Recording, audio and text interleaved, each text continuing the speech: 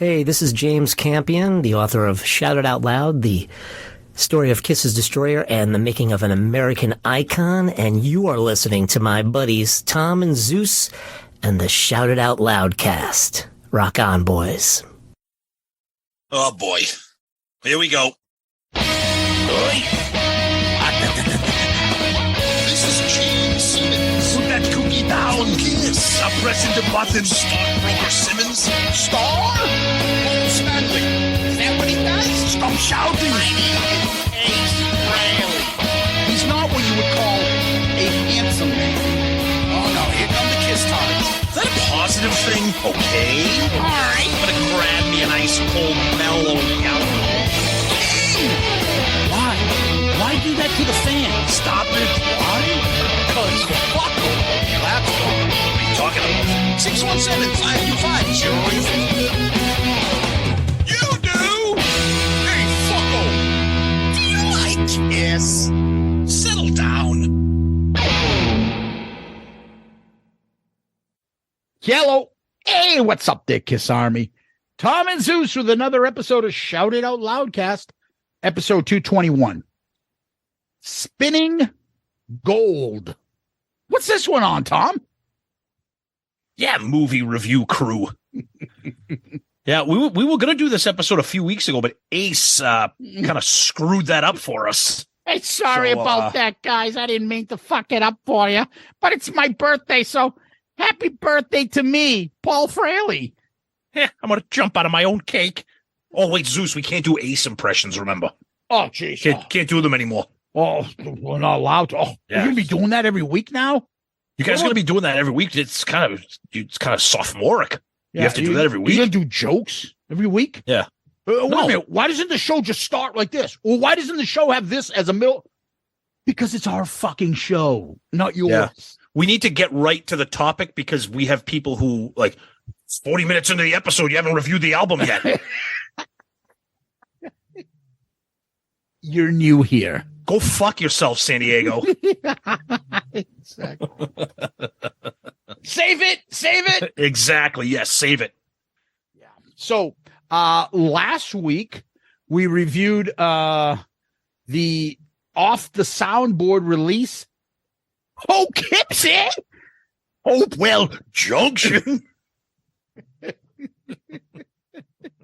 And it's getting hot in here. So we did polls, but before we do, we have to thank our sponsor, ABCPA Inc. It's the end of the tax season, and so we're ending tax season with our final ABCPA Inc. sponsorship, and we'll see them back next year. But Tom, tell us about ABCPA Inc. Of course. Yeah, we love Tony the Taxman. I've told you guys already 100 times here. He took care of my taxes. 2022 was a difficult year for me financially with a bunch of moving parts. He took care of everything seamlessly and incredibly, and I'm grateful for Tony for that. But yeah, I mean, still people file extensions, people file late, so it's never too late to contact our buddy. And AB CPA Inc. is an accounting firm located in the suburbs of Chicago that can assist you with all of your accounting and tax needs.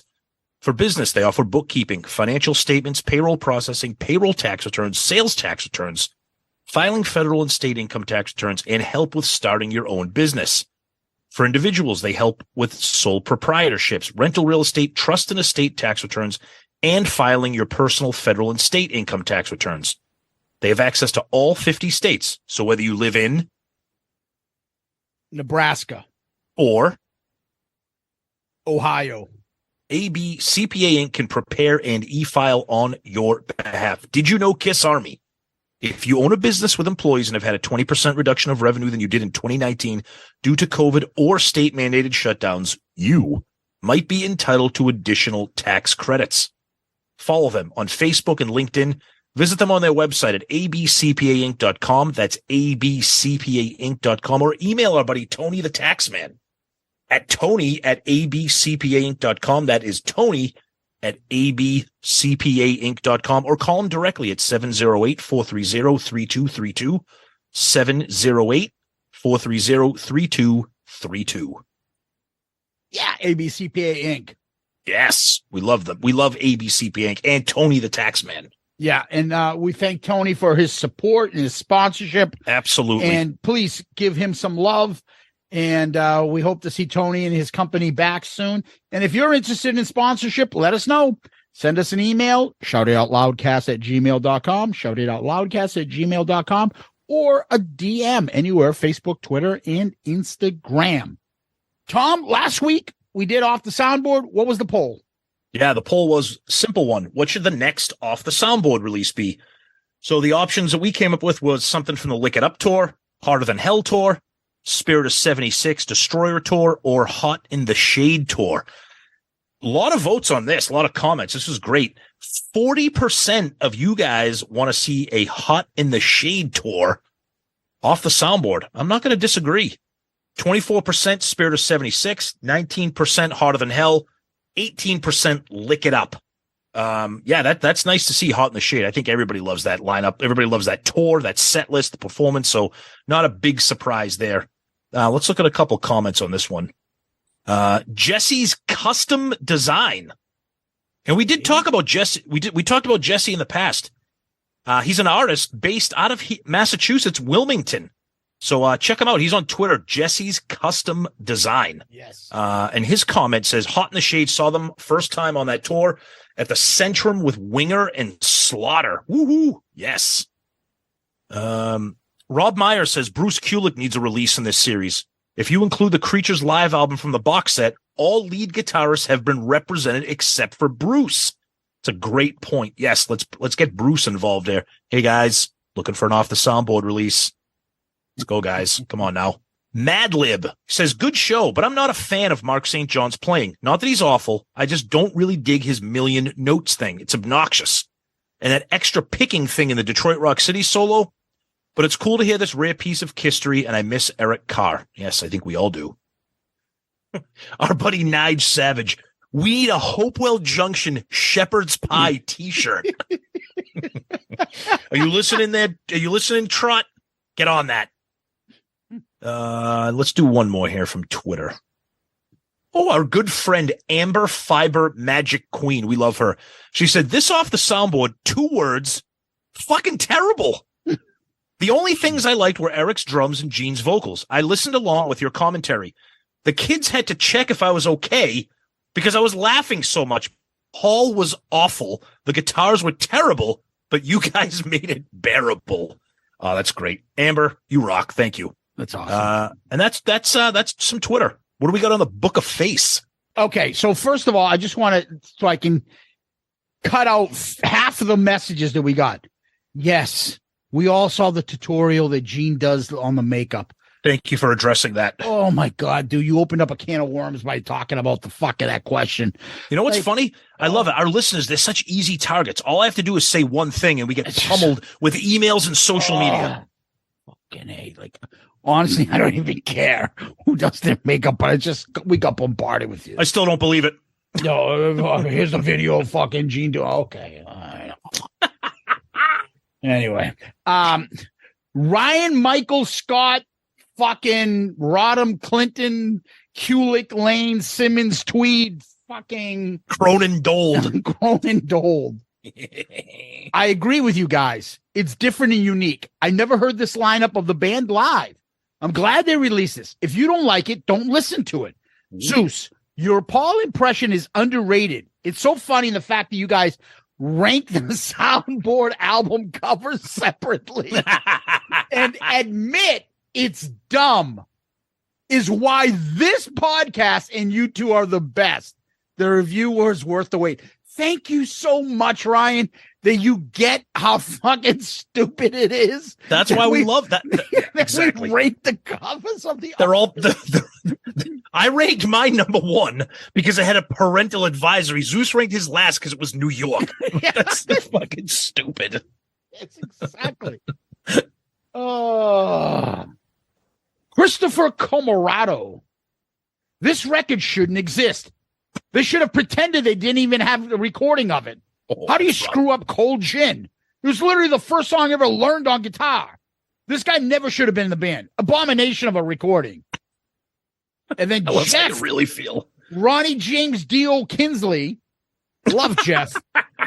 Christopher Camarado, he writes, nah, you're totally wrong. Keep listening to the Alive series. Ooh. Yes. Kinsley from the top rope. Said Ronnie James Dio. Jeff has got his awesome YouTube video. Go show Jeff Kinsley. Just find him on YouTube. Just look for the handsome guy with long hair talking about Kiss. You'll find him. Yes, he's the awesome guy from, I think he's in Alberta, Canada, rooting for those Edmonton Oilers. Let's see here. I thought he was in British Columbia. I don't know. He's up north. He's living somewhere. He's living somewhere in America's hat. Yeah, I think he was near Moose Jaw, Saskatchewan. If I can read the card correctly. And remember, the perfect gift for the man in your life is a season ticket to the Chiefs games. Oh, there's a comment here that we'll save it towards the end. Al Court says, here's a little song. Is that an Al Jalika kick? Our buddy Joey Romanek. America's favorite realtor. Dudes, the check is in the mail. Yeah, we'll keep looking for it, Joey. Yeah, you're getting a lot of comments from us. You're right. That check better be in the mail. Fuck. Adam Stevenson, another podcaster of Metal Oasis. Check him out. Fuck yes. I guess Tom's covering album rankings at 1 and 4. Kudos for the correct rankings. So glad to have this hidden gem, albeit warts and all. Eric Carr is fantastic on this, and fuck all the haters. Nice. I got it. All right. Oh, God. Uh-oh. I think I'll save this one for the end, too. And one other comment I want to kind of make and clear something. Yes, we've seen Animalize live. Yes, we know he didn't do the butter there either on Fits Like a Glove. We don't know if he's never done it all. You guys act as though we're like, the basis for Kiss, Greg Simmons. Like, dude, fucking calm the fuck down. We've said this a million times. A, we're not experts. And B, I mean, I'll speak for myself here. This area of this era of Kiss, this is not my specialty. You want to talk to me about the Love Gun era and Destroy era? Fine. I'll run off all kinds of crazy shit. I don't know a lot about this era because I don't give a fuck about it. So I'm not going to pretend to know that. Well, you didn't know that they did the butter part and Fits Like a Glove? Never knew it. Fucking Boise, Idaho? No. What the fuck, Tom? No, don't care. No. Fucking people are just unbelievable. I love it. Anyways, Scott Donaldson. Hey, guys. I was dreading your review of this, and after the first 3 songs, I thought, here we go. But was pleasantly surprised by your overall view. I actually enjoyed it, and I've listened to it multiple times. This is my favorite era of Kiss minus MSJ. MSJ is pretty terrible on this recording. Surprise, not many have picked up the horrible mistake Eric made at the end of Black Diamond. Buddy, we're not all drummers. Great show as always. On a side note, question of the week, Kiss would definitely do their own makeup. I've been doing myself for 27 years. It's much easier to paint on yourself than paint on someone else's face. Interesting. Thanks, Scott. I like that comment because Scott, he's the drummer in KISStory, an amazing cover band there, a tribute band for Kiss. He does the Fox. So hearing his comments about applying makeup holds a little bit more water than somebody being like, watch this YouTube video. He fucking does his own makeup. I was going to read Matt Wallace's comment, but in the middle, he put something in there. I can't read it. But what the fuck, Matt? Anyway, over on our Instagram, Topatico76 says, historically awful. See, I like the simple to the point comments. Yeah. Gabbly de Gook. I love it how Zeus calls me Gabbly de Gook. Why is that funny? I don't know. It just is. It just is. Over on our YouTube page. You're bringing that back? Well, I didn't put the clip in. Oh, I can say it like that, but I know the clip. All right. Booger. Jason Leonard caught on our Michael DeBar new bumper that we have for the show. Excellent intro by Michael. Pure gold. When I'm traveling from Milan to Minsk, I listen to Detective. Great episode, boys. Yes, thank you. Okay. Johnny B. Good says, and I want to hear Tom's reaction to this. Let Me Go Rock and Roll was the first Kiss anthem before Rock and Roll All Night. Okay. It's the centerpiece on Kiss Alive and is definitely in my top 10 Kiss songs. It's got a great riff. Ace solo is so Chuck Berry-ish and off the charts. I've been saying Chuck Berry for so long. I don't get the hate for this track, especially from people who like Going Blind, which to me is the worst song off of Hotter Than Hell. We will have to agree to disagree. Great show as always. So I always like this. So people conflate my opinion with yours all the time. And then if they don't like what you say, they say the show. And if they don't like what I say, they say the show. Tom doesn't like the song. I love the song. I think it's great. But I would not call it an anthem because you can't sing along the chorus and get the crowd really into it. And I love the guitar on it. I think Ace rips on it. I think it's a great song. Tom is not a fan of it. No, and I certainly wouldn't say it's the centerpiece of Kiss Alive. No, not at all. I've also said, for the record, I don't mind the live version because the solo rips on the live. But I've said this before, and if you're a new listener or if whatever, we don't expect everybody to remember everything we say. It's the same reason why I don't like Rock and Roll by Led Zeppelin. It's them doing a tribute to like classic 50s, 60s American rock, which is fine. It's not what I want to hear from Kiss. It's not what I want to hear from Zeppelin. That's why I don't like those songs. Yeah, that's it. Terje Wayne says he never did the butter part on the live version of Fits Like a Glove. No bootlegs I've heard, and don't do it on Animalize either. I love it. Christ. I love it. Kiss Tards. Oh. Kiss Tards unite. Patrick. The best part of this episode was the Paul Stanley impersonations by Zeus. I think you got all members down to a T. I understand the hatred for New York City. Even out here in Los Angeles, motherfuckers love to tell you they are from New York. I say, go the fuck back if it's so goddamn good. Oh, that should have been coming in a week. And fuck San Francisco. What? Wow. And then Paul R. says, maybe Peter North puts on their makeup. Oh, Jesus. Ouch. That's some nasty shit right there. Oh. Tom, over to you. So, yeah, let's blow through a couple emails. We got a lot, and we thank you guys for those. We'll start with James Thompson. His email is titled Kisstard Corrections, which I give him credit for having a sense of humor. He does talk about Animalize Live Uncensored, and he does bring up the whole thing with Gene doing butter and Fits Like a Glove. We get it. Thank you, guys. Kendall Lacey says, oh, boys, classic episode. Like you, I enjoyed this off the soundboard release because it's something different to what we normally get. I also hate solos on live albums. They're bad enough live. I don't want to hear it while I'm at home. I enjoyed Stupid Paul, though. Sure, we'll all be going to Hopewell Junction soon. Thanks again for the laughs and the rants, and also, more importantly, sending me back to a record I just bought with a different perspective, which is the best thing your pod gives me. Thank you. Appreciate that, Kendall. Now, that's a compliment. Thank you. Yes. Mike H., simple question. Of these off the soundboard releases, which one do you think you'd listen to just to listen to? Or are they more of a collectible that you have to own? Look, I love Des Moines, but it's just another version of Alive 2. I don't know.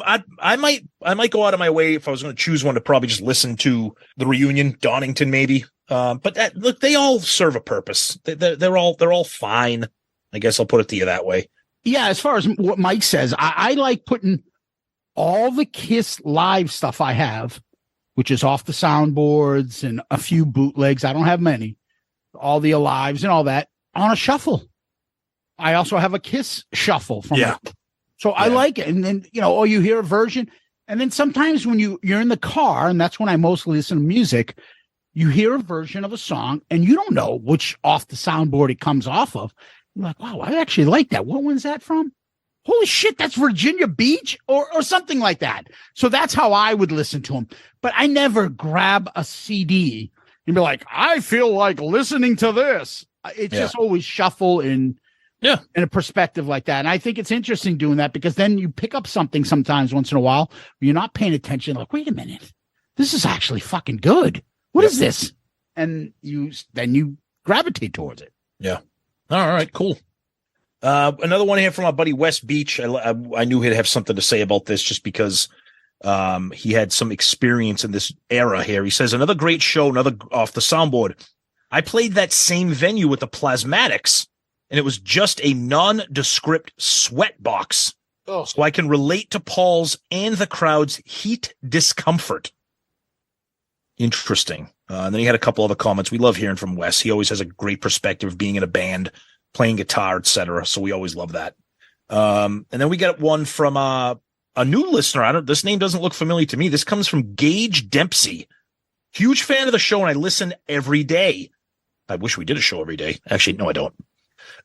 Keep up the great work. By the way, you guys are fucking hilarious. Anyways, I was seeing if any of you have seen the Kiss documentary called Kiss Loves You, about when the band was at a low point before the reunion tour and an Ace Frehley tribute artist actually befriended Ace and let him borrow money and a bunch of other crazy shit.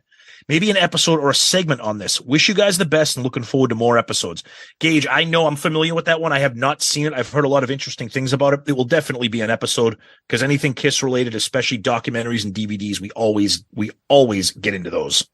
So we're going to finish up feedback here with a DM that we got on Facebook from a fellow paisan, Frank Angelucci. Yeah. Oh, jeez. If anyone deserves an Italian theme song. There you go. Hey, Tom and Zeus, first time writing as I am a total recent SIOL convert. Ooh, I'd like you to share more information about what you converted from, but that's okay. Let me say that vocabulary is important for any Kiss-tard. And the word of the week, thanks to Tom, is duplicative. You don't get words like that on other podcasts. Keep up the great and funny shows, fucko. You got a fan in Philly. All right. First of all, Frank, you're Italian.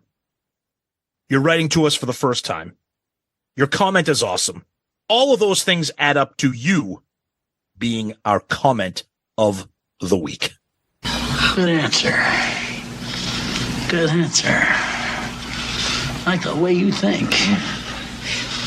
I'm going to be watching you.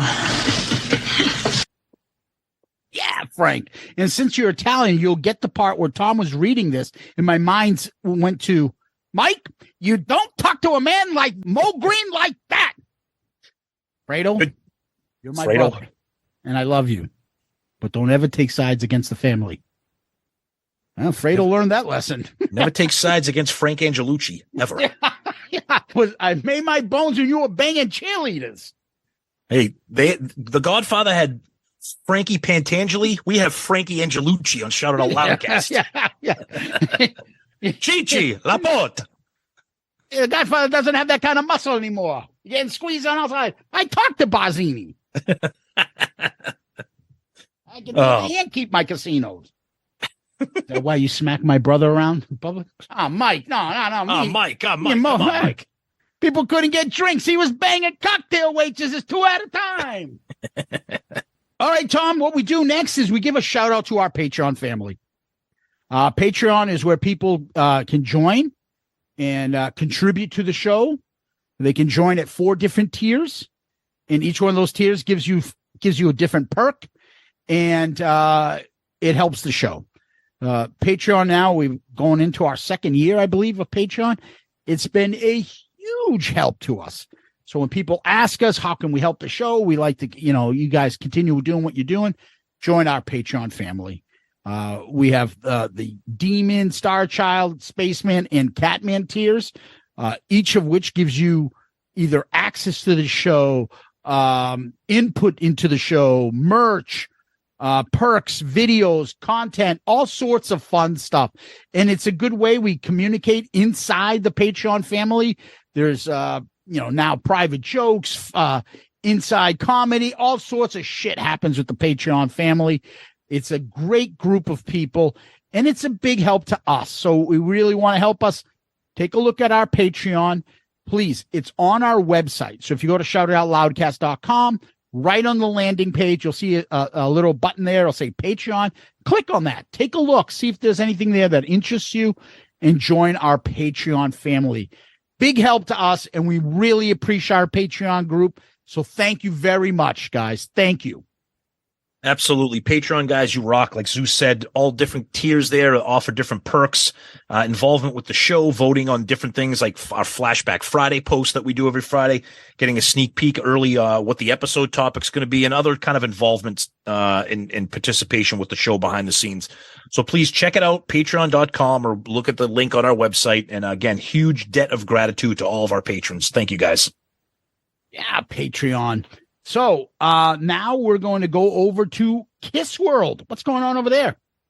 Yeah, so the tour's rolling. They're doing a couple festivals and all this stuff. Nothing really, no big breaking news there. So, wait a minute. They're not doing concerts for 85,000 people?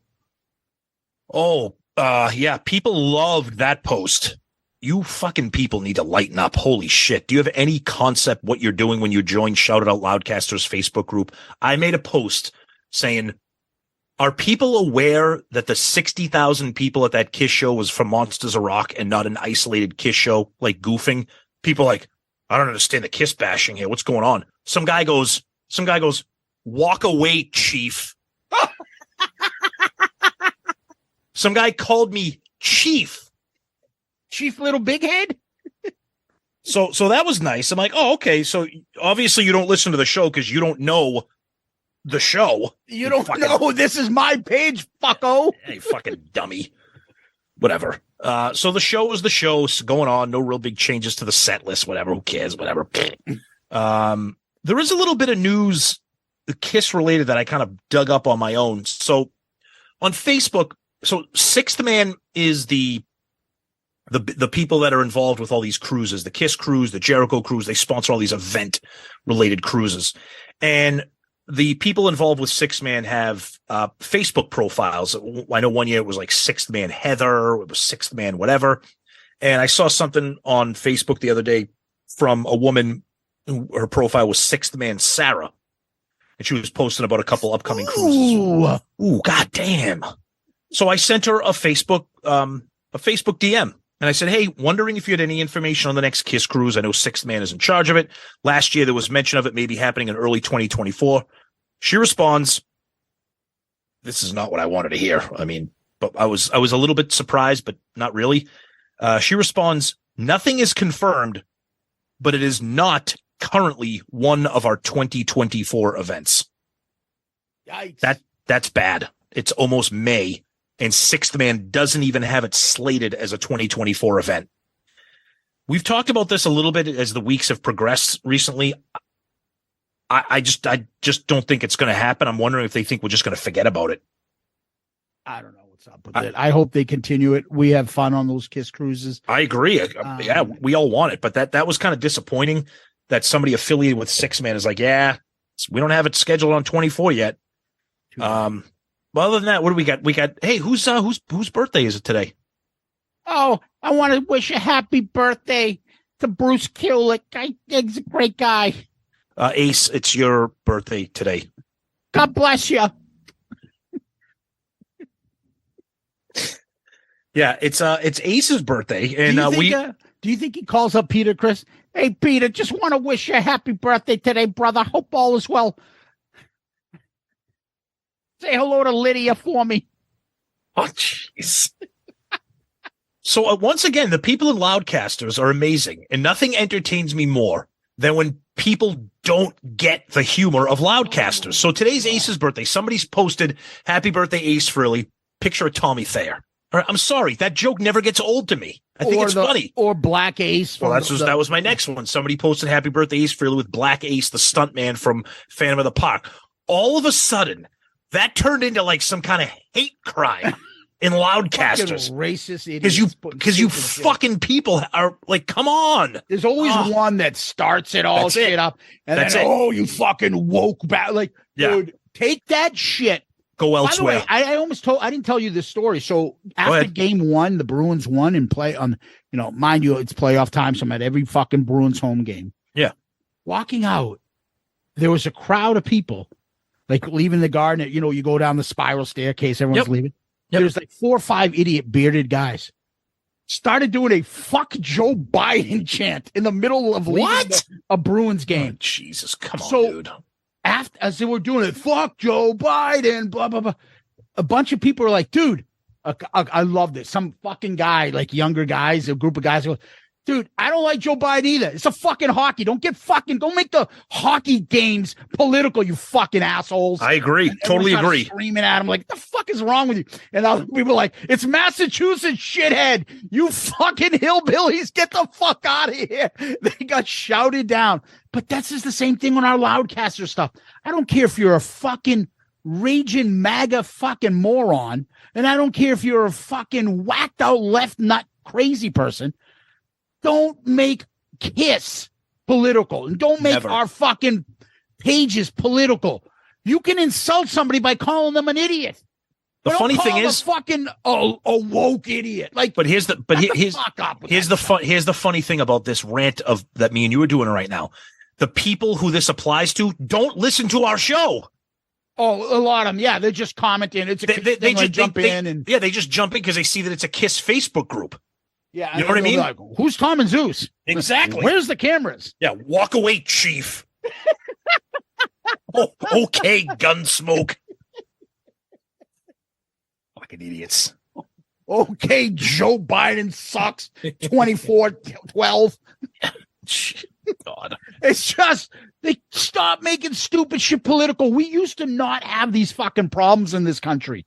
You can be friends with conservatives. You can be friends with liberals. Music is an escape from that shit. And it doesn't define you. So stop the stupid shit on our page. I don't want to see woke shit and you maggot or as insults back to each other. Call each other what we should be calling each other. You you fat fucking idiot. Oh yeah? Look at your face. You look like fucking Sloth from the Goonies. That's what we want. Like that. That's what we want. Personal insults is what we want. Yes. Yes, you fucking peg-legged fucking loser. Well, we don't want that. We don't want to do those types of things. You fucking walking birth defect. Fuck off. Hey, you woke. That's it. That's it. You broke the rules. You're out of here. You're out. You're banned. You're banned. Anyway, we were saying nothing really else out in news. Just quiet. Just my birthday. Thanks a lot, Pete. God bless you, Beth. I was going to jump out of a cake, but I couldn't. Anyway, Tom, give me a second while I remind Ace it's his birthday and not to be buying Gene a gift today.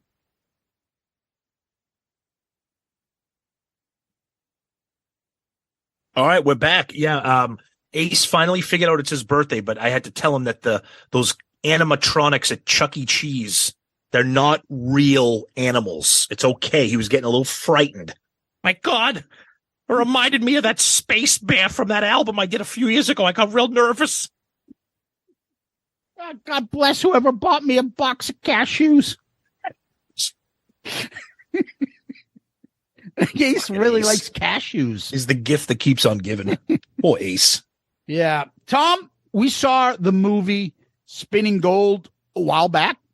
Yep. Weeks, I would say. Yep. For those that don't know, Spinning Gold is based upon the book. It's about Casablanca Records, and obviously KISS is huge part of Casablanca Records. The story revolves around the founder, Neil Bogart, of Casablanca Records. They did a movie. He's the star of it. KISS has got a role in the movie, and we both went out and saw it, and we thought we'd talk about it today. Yeah, it's it came out very, very limited release. I mean, it was in and out of the theaters as quickly as it came and went. We saw it right when it first came out because I think we both knew that it wasn't going to be around long. As of the time of this recording, it's not available on streaming yet. I'm sure it will be soon. Hopefully, like you guys know, when we talk about on this show, if it's KISS related, we talk about it. And there was a lot of chatter about it. Of course, people were pissing and moaning about the trailer, the makeup. I mean, we were those people too, bitching about it. So it's obviously not a KISS movie. It's a movie about Casablanca Records and, Neil Bogart specifically, made with a ton of love and care by his son. That's obvious. And we're just going to get into it. We're going to talk about, obviously talk about the Kiss parts and just some general feelings about some other parts of the movie and, what we thought about it. We're not going to go down and give you like a blow by blow plot synopsis and then this happened and then that happened. Now, again, it's a spoiler filled episode. So if you haven't seen it yet and you kind of want to go in blind, maybe just bookmark this episode and save it for when you do see it, because we are going to get into it. So, yeah. All right.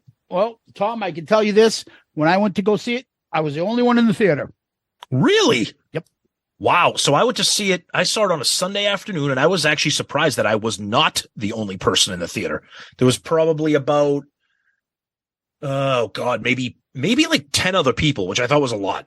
And it was funny, when we finish talking about the movie, I'll kind of give you my review of the crowd that was there too. But, yeah, it was in one of the smaller theaters. I live nearby an AMC, complex with like massive theaters. This was shown on one of their smaller theaters for obvious reasons. It's not a wide release movie.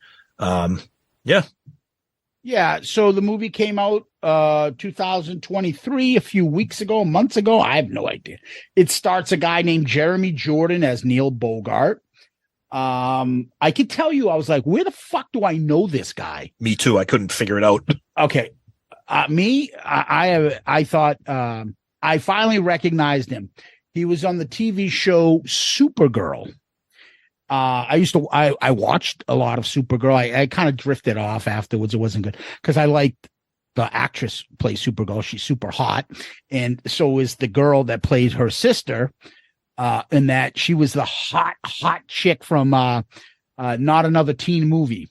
Oh, yep.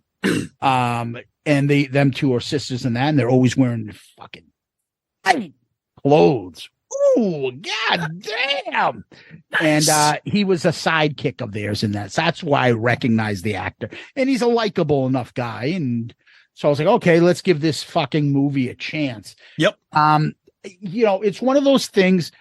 You can go into a movie like this with a fuck you attitude, or you can go in this with an open mind, say, I'm not going to fucking judge everything way over the top. Yeah. If you go in there with the Kiss Todd mentality, you're not going to like this. I was just going to say the exact as soon as you've seen the makeup, if you're not wearing the makeup, and you're going to be fixated on that, and you're like, fuck this movie, it sucks. I mean, it's got its issues, but if you go into this as like scrutinizing everything like a Kiss dork, then you just have to understand what you're here for.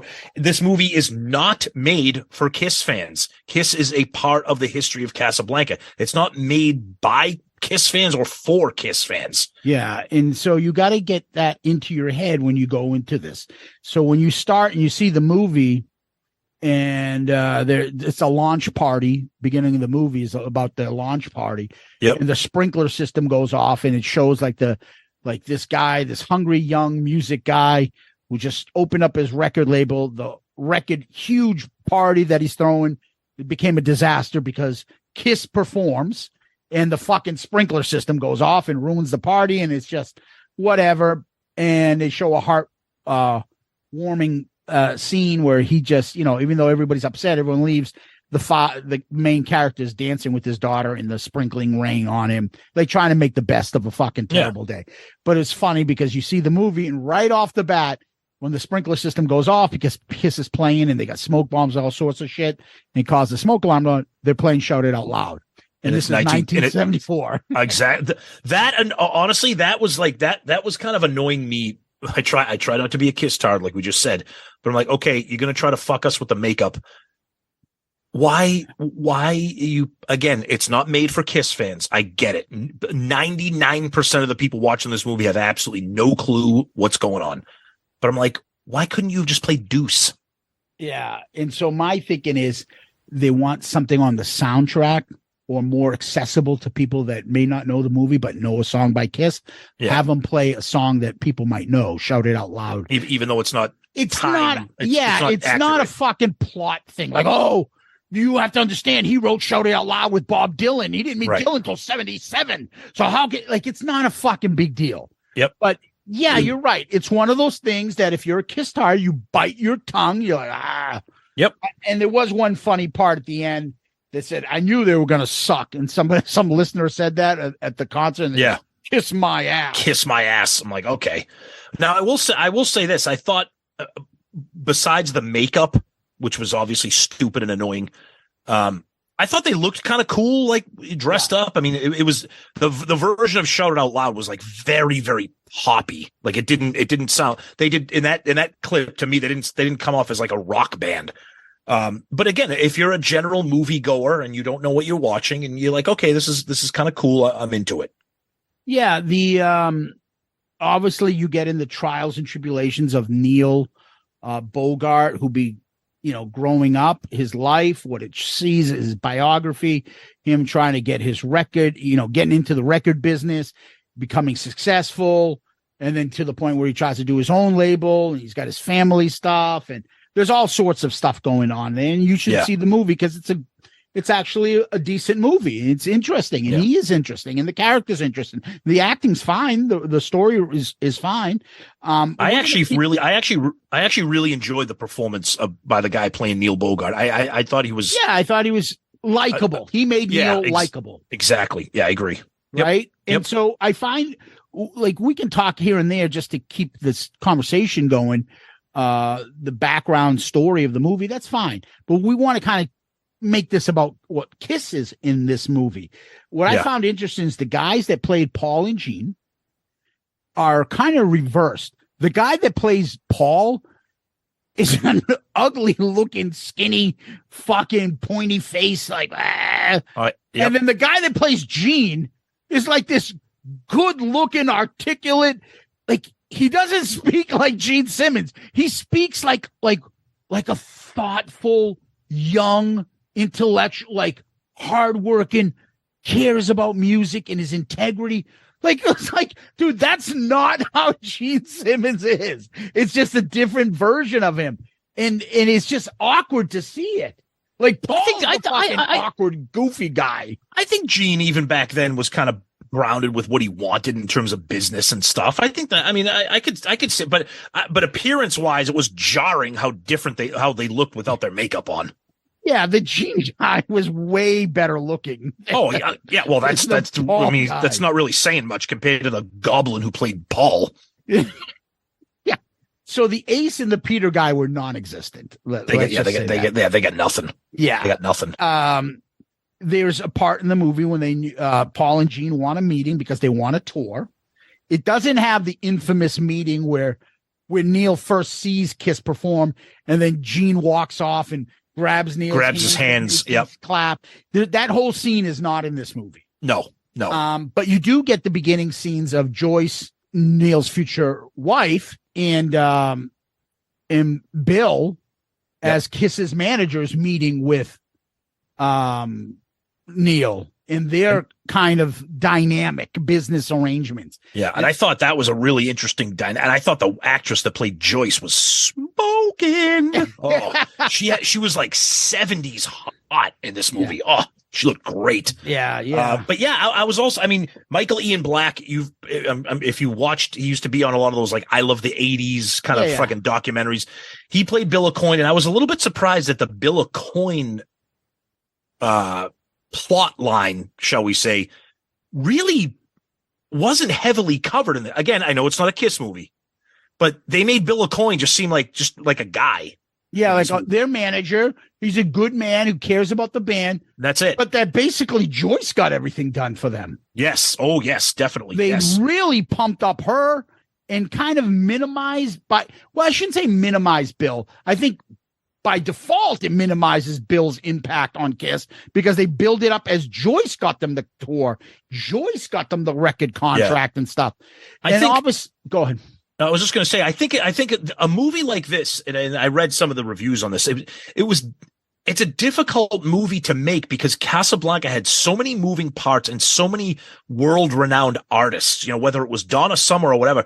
So to tell the story, it was told in like excerpts, like, okay, here's 15 minutes on Donna Summer. Okay, here's 10 minutes on Kiss. Okay, now we're going to go over here to the Isley Brothers. Okay, now we're going to go back to Paul and Gene. And there's Parliament and George Clinton. Right. So I enjoyed it because it's a music history type film. So I enjoyed it, but it is difficult to, it's like they were trying to check off all the boxes to tell the story, which can be difficult when there's so many moving parts. You know what I mean? So I think that's why it was hard to really nail down Bill Aucoin's impact, because again, it's not a Kiss movie, right? Yeah, and throughout this movie, you're talking about the fact they're showing Neil Bogart. He's a family man. He's married. He loves his wife. He's got kids. They're showing that aspect. Then they show the aspect of him and his father. His father's like some sort of gambling degenerate or something, but Neil is always helping his father out. And they're showing that family dynamic. In the middle of that, he falls in love with Joyce, and they see him like leaving his family, even though he loves his family. And he's having two lives in his life with Neil, with Joyce, in his life with his family. And then he's got his parents. Then he's got the record label stuff. And then he's got these interesting relationships with these artists. And they show different clips of him trying to improve the artist.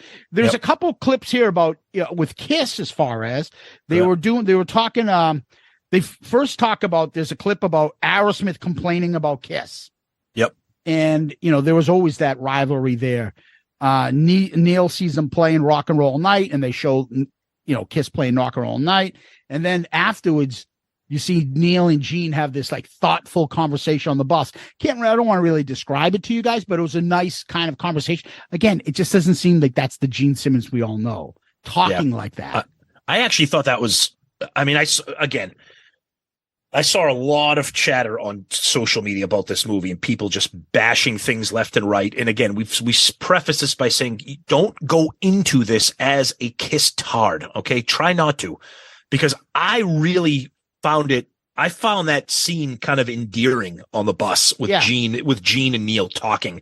I thought it was like, whether or not it's true or based in reality or complete bullshit, I thought it was a cool scene. And the whole thing about them playing Rock and Roll All Night Live, the costumes looked cool. It showed fans in the parking lot with their faces painted, and then they had this great quote, they love them when they see them. Why can't we get them to buy their records? Which obviously then leads to a live. So, again, checking off little boxes, because then after that, then it goes right into like, okay, let's talk about Parliament now. So it's a hard movie. It's a hard movie to do. I honestly think, and at the end of this, we'll give our thoughts on the movie. I think Spinning Gold would have been fantastic if it was like an 8-part Netflix series. You know what I mean? I think that would have been amazing. I think, because each segment deserves a little bit more time to breathe. Yep, agreed. So when they would get to the Kiss stuff, there was a section where they showed the dynamic, like throughout this movie, when Casablanca takes off, they show Neil starting the label. Yep. By that point, they're just showing, they keep doing a running tab of how much in debt the thing is. Yes. So it starts giving you anxiety, because you start feeling like Neil and this manic guy who wants the success, but he keeps getting the company in debt, and they keep losing money. Although they have these great artists and great music, they keep losing money, and and then they show the dynamic of Kiss and Neil butting heads. Yep. And Kiss and he's said a couple things they were said was, your demo was good. It wasn't great. You write all your songs with the same 4 chords, and they fight over the fake speakers because of a budgetary thing. Yep. And then they show there's Peter playing acoustic guitar singing Beth.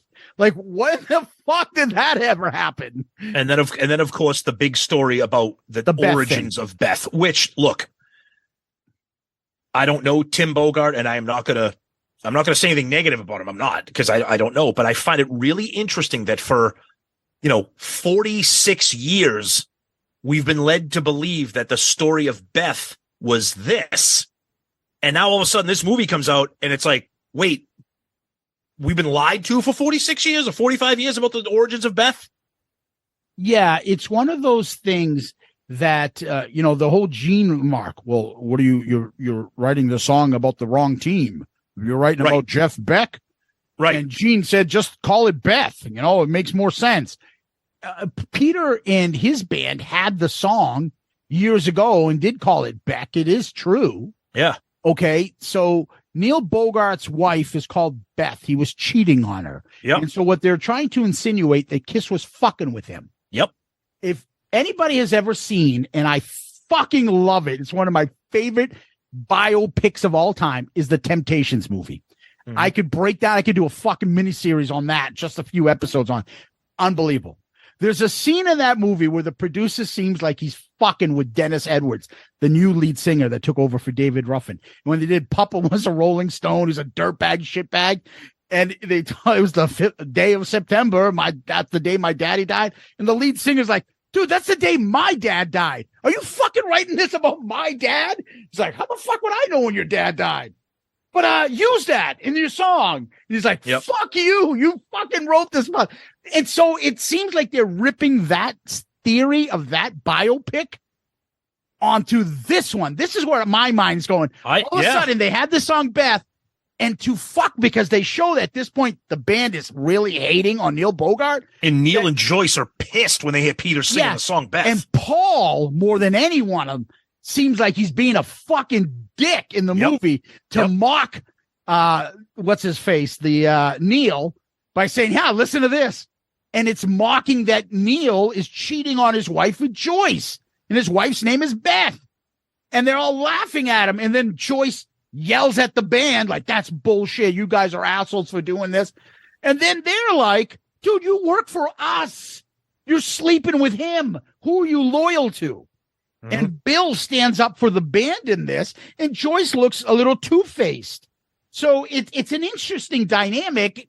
I don't know if it's true, but I just find it interesting that, I mean, even our friend James Campion, who wrote the book about Destroyer, which obviously Beth is on Destroyer, that wasn't part of that story. We've read things. We've read every Kiss book that's been published. We've never, ever heard even anything remotely close to this. Again, let me be clear.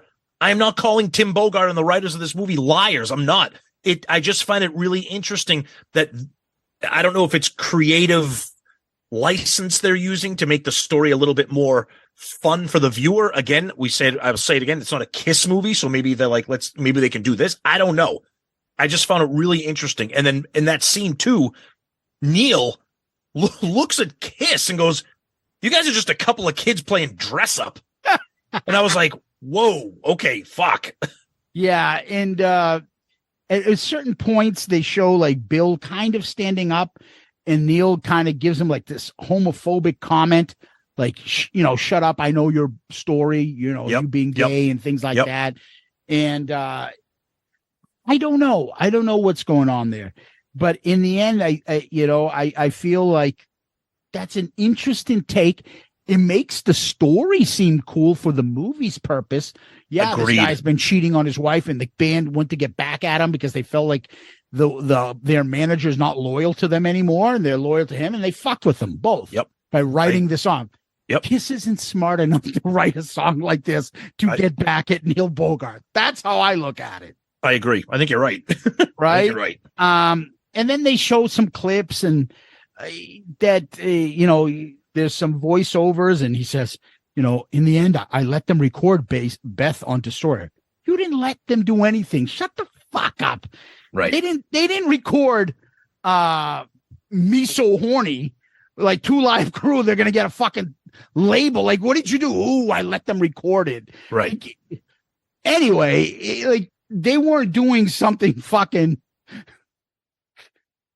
What did you say?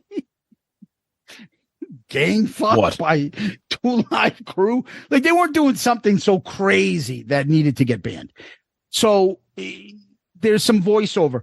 And then they in the end, they started showing that all these artists started getting success. And then the debt started dropping off, and all of a sudden it became into profit. Yep. And one interesting tidbit I just want to bring up, a little off topic here. The whole segment of him with Donna Summer. When was Donna Summer a fat girl? Thank you. I was going to say that was my one thing. I'm like, Donna Summer, first of all, the woman who played Donna Summer was fucking awesome. I loved her. I'll save my comments about the movie at the very end. I said the same thing. Like, they're making Donna Summer look like Jennifer Hudson in this movie. Yeah, like Lizzo. Like, yeah. Donna Summer's fat. Yeah, exactly. I'm like, I like them kind of chunky.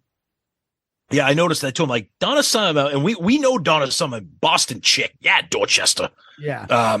Yeah, I was like, she's a little bit too portly to be this this character right now. And they actually changed it to make it seem like Donna Summers really was what got them out of debt, not Kiss Alive. That is, I do believe that is relatively accurate because I've read that before too. Well, either way, Kiss I think it was in usually takes conjunction. credit. They did try to tell the story that it kind of happened simultaneously, but the jumping off point was Donna Summer, I think. But either way, And so basically, the movie starts showing that running tab that's been going on throughout the movie. Yep. All of a sudden starts becoming profit. Yep. And at the end, there's an over narration where they talk about where he is, and they don't really show the details of it, but he does go on to say that he ends up getting cancer and dying. I think it was under 40 when he died, like 38 or something. yeah, he was young, Right? very young. Yep. And you see this movie and you're like, he did all this? He did. And I think that was the whole premise of the movie. Yeah, he To did say, it all in what a fucking 6 fucking years. life. What a life this man lived. Yep. That nobody really can say they've done all these things in their life. And he did in that short period of time. Like, enjoy the time that you have. And I like the end segment where all these artists incorporate their songs into one main theme song at the end. Mm-hmm. And they're all kind of singing. It's an uplifting movie and it's a good biopic, I think. I think whether you like Kiss, whether you like music or anything, you'll see the movie and you'll like it. I think it's an interesting movie, and I think it works. I will tell you right now, I legitimately love the movie. And I think the couple reasons why I loved it. I love anything music history, music bio, character study, origin story type stuff. But it was really like a lot of nostalgia for me because I grew up not just Kiss, but like my mom listened to Donna Summer all the time. I mean, we even had like I remember having Donna Summer from my dad had Donna Summer. Yep. Looking for some hot stuff. I think we even had like I think we legitimately had like a Village People record who was also on Casablanca. Yeah. But I thought it was very well made. You could tell there was a lot of love and a lot of care, whether there were accuracies or not. I thought the ending really got to me. It was very emotionally uplifting. That original song that they wrote, and it shows him playing it at the piano, and then at the very end, I don't want to spoil too much, but if you can go into this movie with an open mind and not think you're getting a Kiss biopic and not nitpicking about the music and the costumes and stuff, and just take it for what it is, I enjoyed it. I enjoyed it more than I thought I was going to. I thought it was a lot of fun. Yeah, I like the actors. Everybody's likable. Yep. And I can get over the makeup stuff. Yeah. I like that Kiss is in there. I found that stuff interesting. I look at it as like, would my brother like this movie? Yeah. He liked Kiss at one point in his life, but it's like, I'll Kiss sometimes. But like, would he see this movie and be like, I want to see, oh, that's interesting. Do you know that? There's a lot of historical parts, and there's a lot of good input in there. I love the little tidbit stuff that I pick up on because I'm a big Motown guy. Yeah. So I know about the whole fucking Gladys Knight and a lot of other female acts. Oh, yeah. Are like, fuck Diana Ross and Berry Gordy, who was fucking promoting her more. And she's like, fuck her. Yep. Like, at this point, my career should be bigger than theirs, but they don't appreciate me because he's doing everything for his girlfriend. Mm-hmm. And that she went over and did a song for him with him. I mean, those are interesting facts. And I like the whole Parliament and George Clinton and all this. I love that. The Isley Brothers stuff, the Donna Summer stuff for me stood out more than anything. I thought some of those story and those things were just awesome. Yeah, this is a little too. I don't want to see a fat old chick fucking gyrating on the floor. And Nothing wrong with a little bit of a roomy chick getting her shit on with a microphone in her hand. I liked it. I thought Governor DeSantis is going to put his fingers into that pudding. Oh, Jesus fucking Christ! Did that just happen? What the fuck? It was just. What the fuck was that whole scene about? Save it. Don't spoil it. Come on.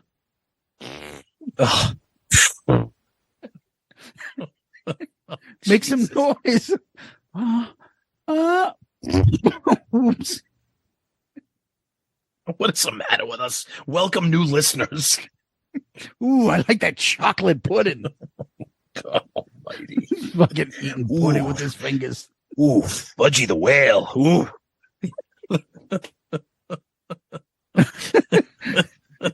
Reminds me of that whole David Chappelle fucking skit.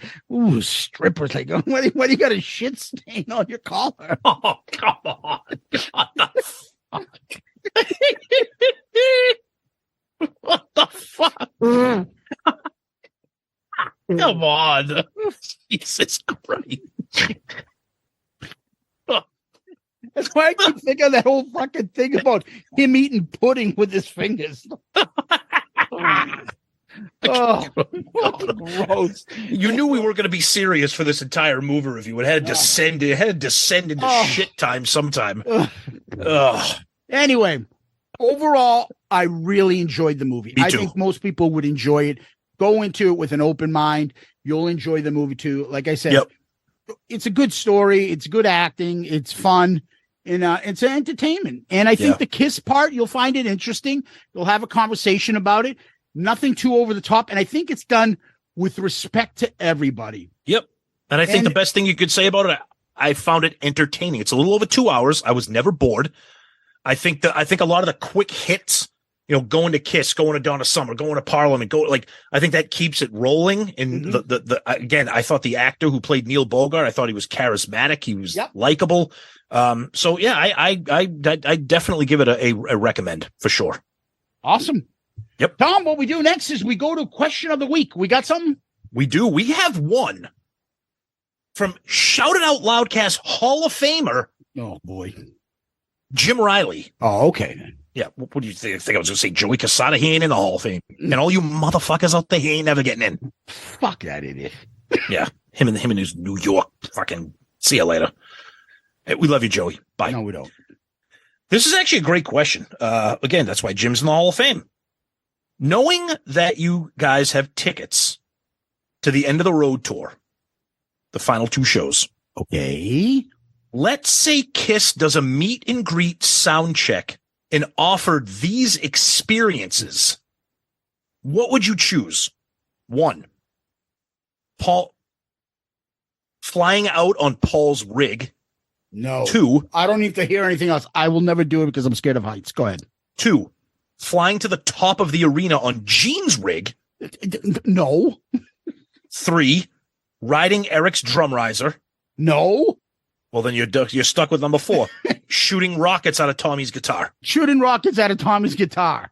That's it. I'm not doing anything heights. I am also terrified of heights, but I don't want to shoot rockets out of a guitar because that's boring.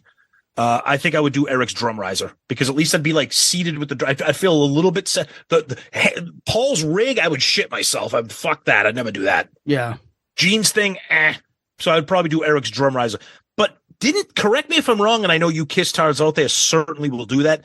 Didn't they offer, when the End of the Road tour first started, didn't they offer experiences like this where you could like sit behind Eric's drum kit, or you could get like your hands on like the gear and stuff? I thought that was part of like the early End of the Road like meet and greet. I don't know. Like platinum fucking package, whatever. But anyways, Jim, great question. I think everybody's going to have their own opinions on what they want to do. But thanks, buddy. That's why you are a Hall of Famer. Great question. Thanks, Jim.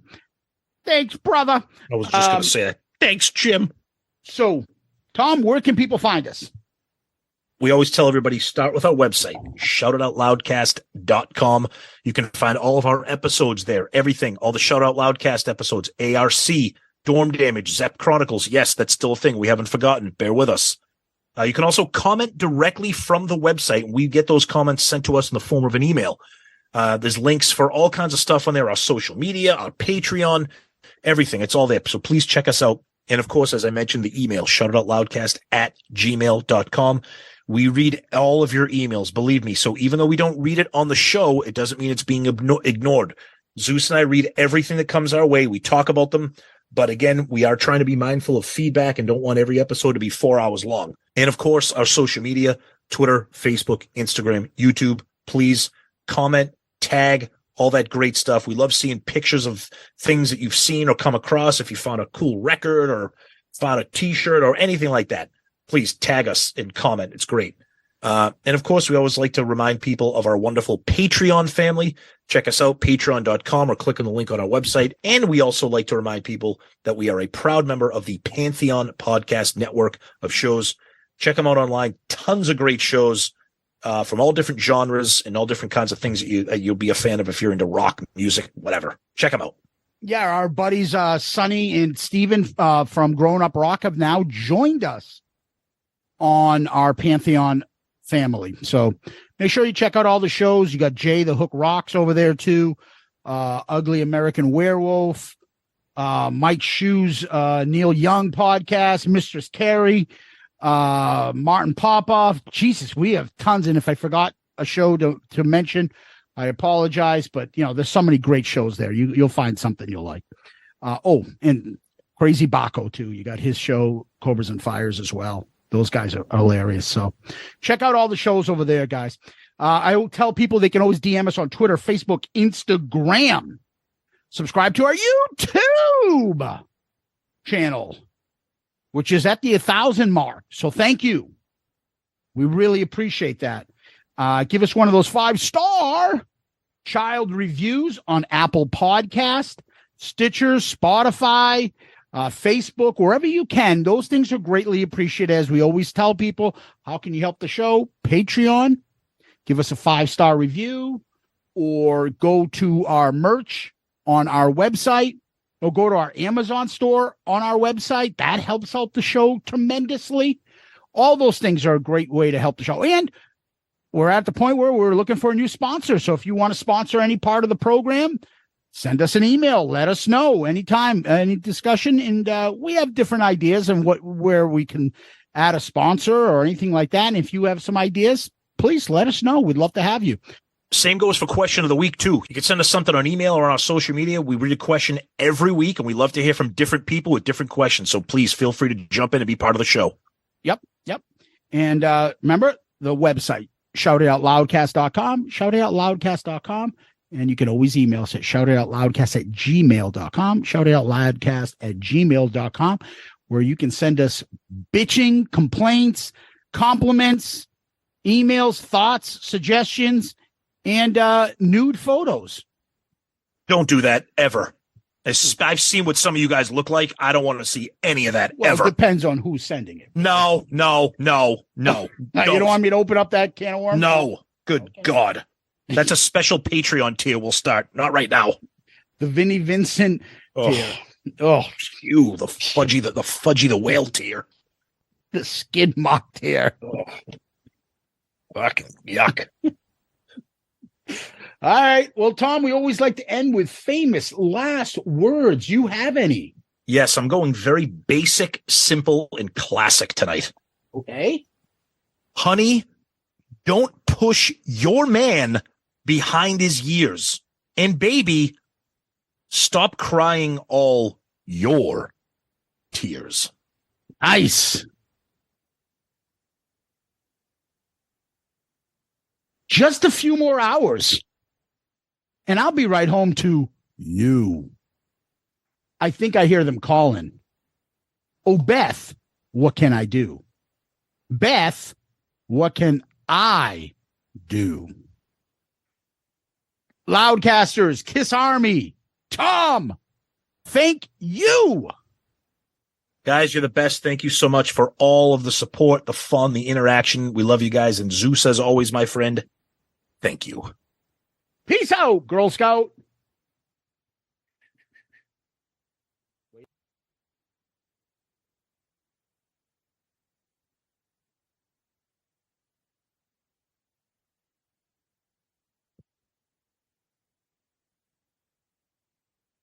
So, Tom, I think it's about Marvel time. Any thoughts? Yeah, we talked about it a little bit during the episode, but it's just the constant people like not getting the show. I mean, we've been doing this for over 200 episodes. We have our Facebook, our Twitter, all this stuff. Just stop taking everything so fucking seriously and nitpicking things to the point that you lose sight of the band. Yes, this is coming from two guys who constantly bitch and nitpick about the band. But when it all comes down to it, we love the band. Okay. We wouldn't be doing this if we didn't. So by saying, oh, you guys, you didn't know about this. How did you not know that? Or you guys got to stop doing this and stop doing that. Or fucking take a walk, chief. Like, actually, you know what? Hey, Trot, I want a shirt that says "Take a walk, Chief." That's the new shirt. I want one of those. Just make one for me. There's just, I mean, every once in a while, like what you end up doing is when you run a show like this, everybody will say this: celebrities, artists, musicians, theater people, whatever. You'll see 100 compliments. Yep. You'll see the one complaint. What sticks with you? The complaint, always. Yeah. Now, mind you, so what you try to do is not Paul Stanley it and give that person a lot of credibility and fucking have them turn out to be the next Sinkin' Stanley. Sinkin' Stanley here, people, and listen. And torture you the rest of your fucking life. Right. But to me, I'm always like, confront the fucking idiot. And as you can tell, I sometimes do that maybe a little too much.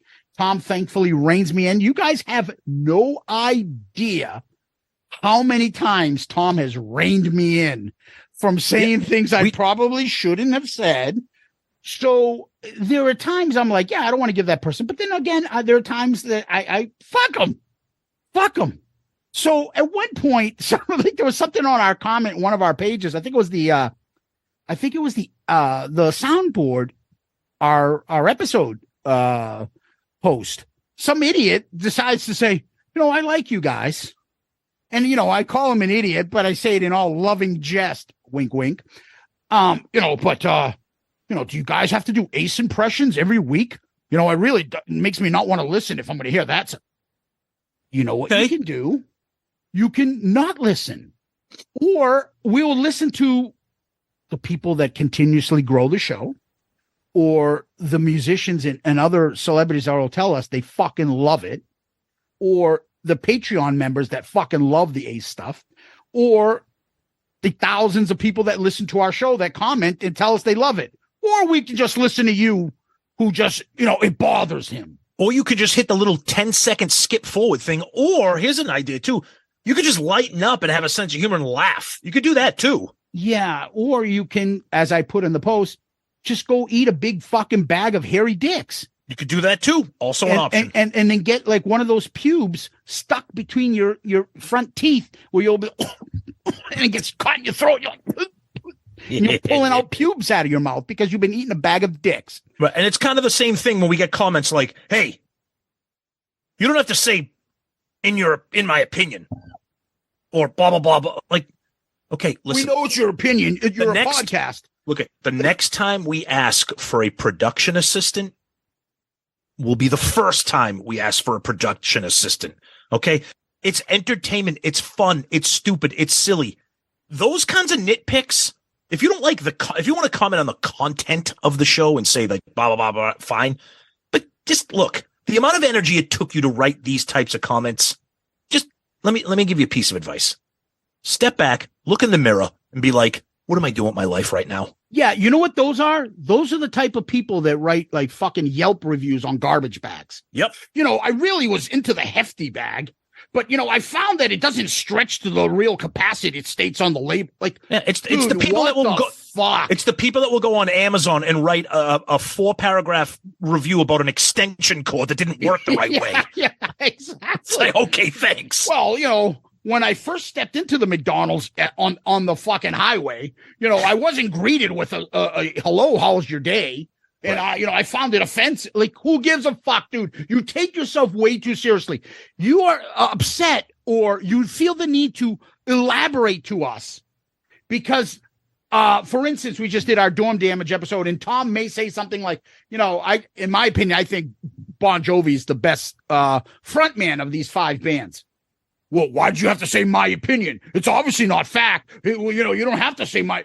Dude, why do you have to write that? Because it's just a common English expression we use in language every day. Pardon me, but I really think that this, in my opinion, is we just use that expression. Yep. You don't like it? Become George Carlin's fucking writer from the grave. Who gives a fuck what you think? But you feel that what you commenting to us is not more annoying than what you're annoyed about? I love it. I agree. Yep. Just there's way too many Monday morning quarterbacks about stupid shit in our lives.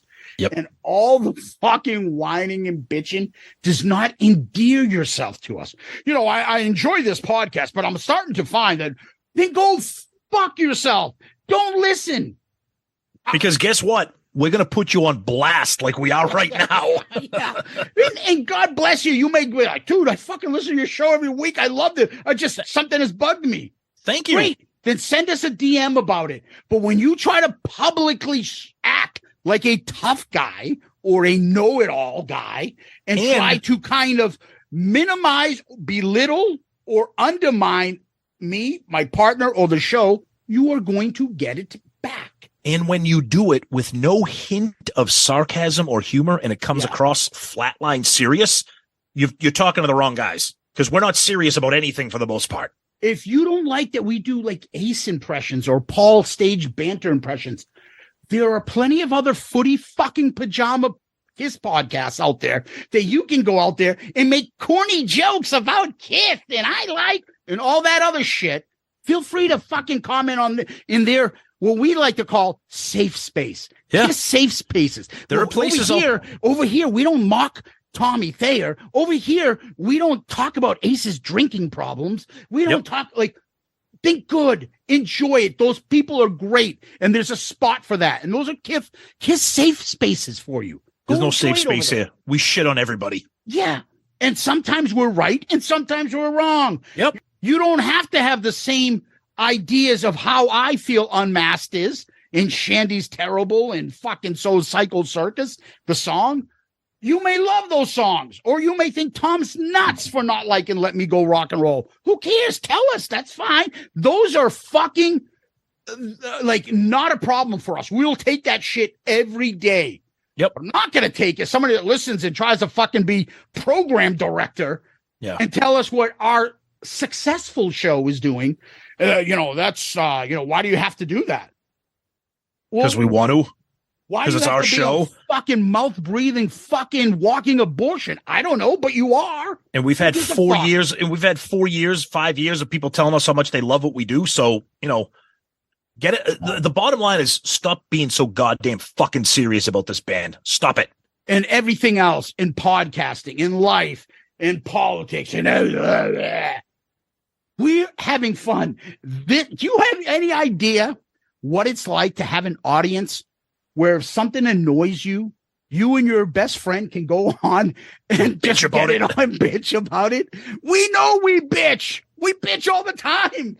I like bad things happening to me so I can bitch about them because I enjoy bitching. If Chaos. I'm late to a game and I have to hurry up, I almost love the fact that I'm going to hit traffic so I can bitch about it. That's it. It's the way we are. Who cares? Yep. That's right. But in the end, are you a good person? Do you have fun? Do you enjoy this stuff? You should be enjoying this. This should be fun. This should be an escape from all the bullshit day-to-day stuff. You should come here to laugh, listen about your favorite music and bands and artists, and have a good time with us. That's what we're trying to do. That's what we're trying to provide for you guys. We hope you do get that. And if you don't, that's fine. There are millions of other ways for you to get your entertainment. But you're not going to go and change the way we do things because, I'm just wondering why you had to do that feedback about that post. I was kind of offended by the comment the listener made. Then go fuck yourself. Go fuck yourself. Yeah. It's okay. It's okay. You can go fuck off. It's fine. We don't care. Yeah. Enjoy it. Yep. Life's okay. It's all right. Yep. You'll survive, and so will we. Go to those safe space places. Yep. I Kiss.